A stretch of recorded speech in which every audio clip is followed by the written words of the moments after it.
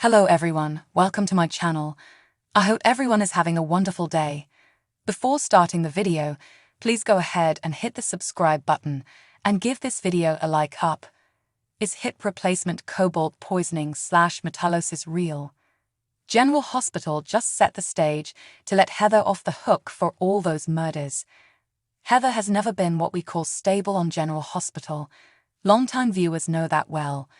But finding out that she was a hook-wielding serial killer who put, among others, Britt into an early grave still felt like one heck of a jump. Now though, we may have found out why it happened and gotten her off the hook for at least her most heinous crimes. Because on today's episode, we learned that Heather was suffering from metallosis, which led to cobalt poisoning from her hip replacement. To be clear, both Heather and the show were a bit fuzzy on when this hip replacement happened and how long the cobalt's been poisoning her mind, as well as her blood. It's not entirely clear whether they're going to use this to explain her mental imbalance in general, or just dial back her extreme murderous tendencies. But as far as excuses go, it's actually not bad.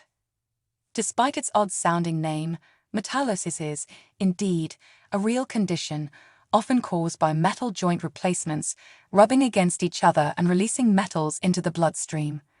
And cobalt poisoning from hip replacements is also very real. According to DrugWatch, we're relying on expertise outside of our own here to make sense of some really technical medical research. Symptoms of cobalt toxicity can include depression and other mental health conditions, as well as cognitive impairment. A few years back, Grey's Anatomy even explored this when Dr. Richard Webber was diagnosed with cobalt poisoning from his hip replacement, causing dementia and Parkinson's-like symptoms, and making him act very out of character.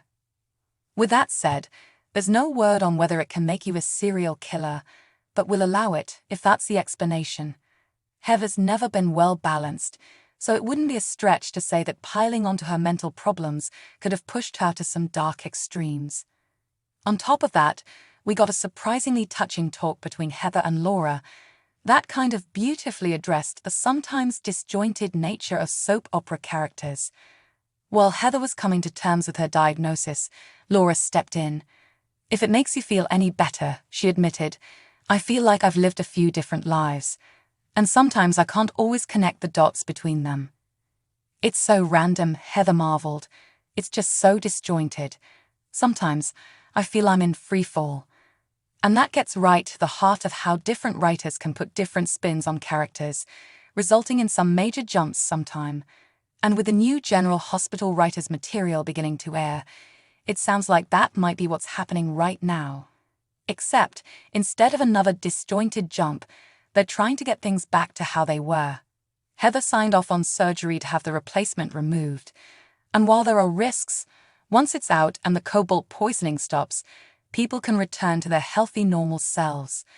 We guess we'll find out soon enough what that means for Heather, but if nothing else, it may just stop her freefall once and for all.